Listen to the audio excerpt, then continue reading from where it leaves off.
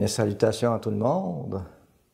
Aujourd'hui, comme réflexion, nous écouterons l'Évangile de Jésus-Christ selon Saint Luc, chapitre 21, versets 29 à 33. C'est la parabole du figuier. Jésus, le roi des rois, c'est Jésus, le bon pasteur.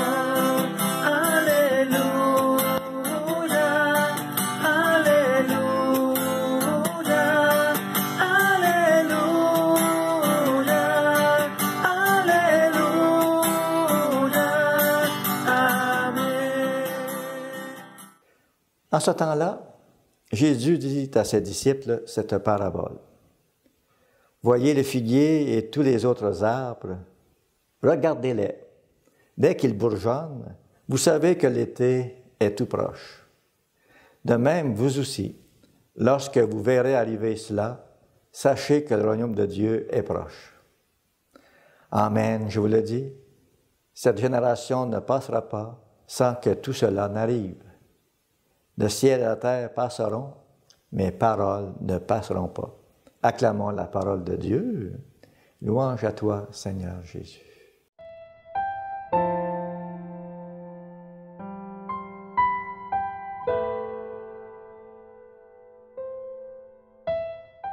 La parabole du figuier.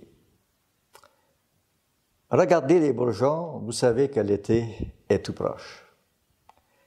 Sachez que le royaume de Dieu est tout proche.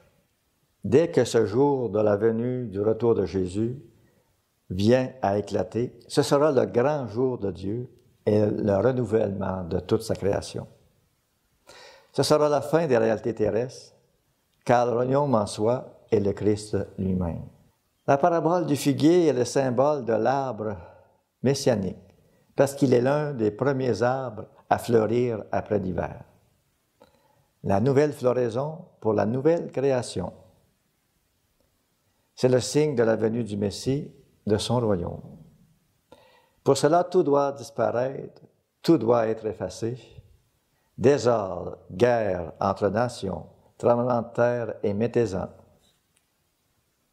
Et c'est comme ça aujourd'hui, c'est tout ça.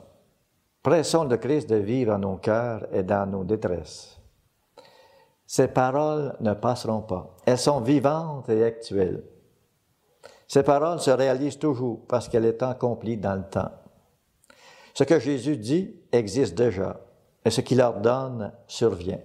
C'est la promesse de Dieu de tout faire du nouveau, de tout recréer et de toute beauté.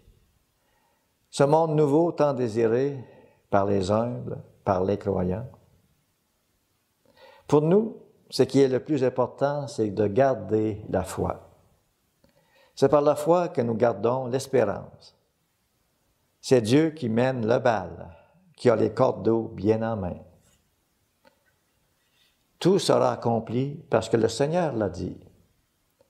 À l'affolement des nations devant les signes qui accompagnent la venue du Fils de l'homme, Jésus, qu'est-ce qu'il fait? Il oppose l'attitude du chrétien qui attend dans la prière la venue de notre Seigneur Jésus.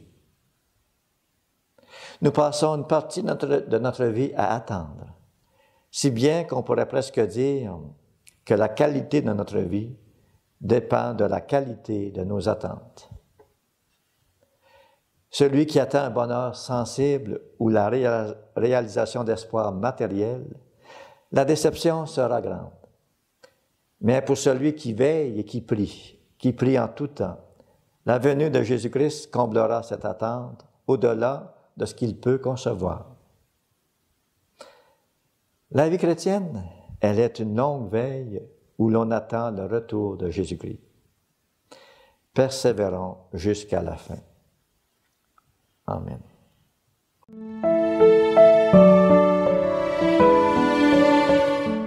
Notre Père qui es aux cieux, que ton nom soit sanctifié, que ton règne vienne, que ta volonté soit faite sur la terre comme au ciel.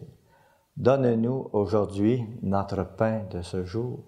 Pardonne-nous nos offenses, comme nous pardonnons aussi à ceux qui nous ont offensés. Et ne nous laisse pas entrer en tentation, mais délivre-nous du mal. Amen. et que Dieu Tout-Puissant vous bénisse, le Père, le Fils et le Saint-Esprit. Amen.